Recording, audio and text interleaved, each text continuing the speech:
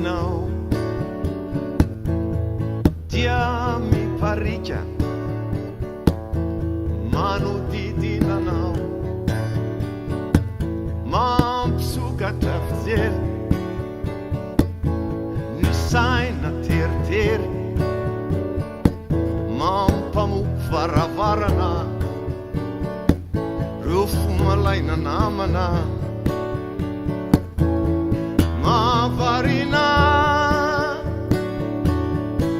mavarina ye ninazakanao amtsikitsiknao e o Sariaka mety vai ianao iaraka isika hoany ambala avao mifampitositosy anaty taxi brosy mampiontakondana lalana miolakolana mavarina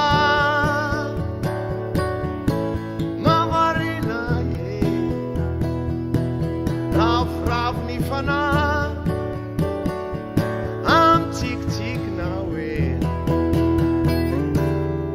tsy lavitra midi rehefa mifankaty naiza hale dia vetivety be mavarina ye ny fitondranao amtsikitsiknao e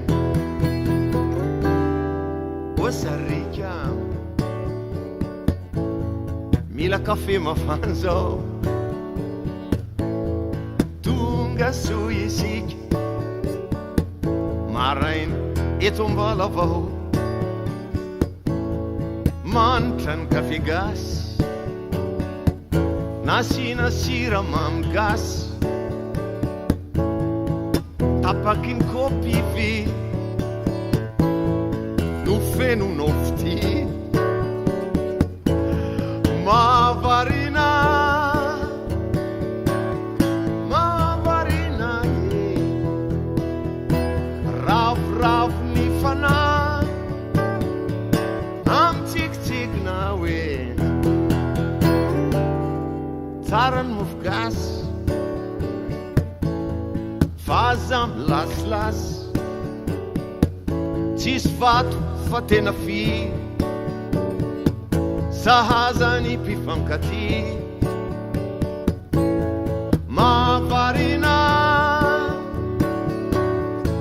mavarina ye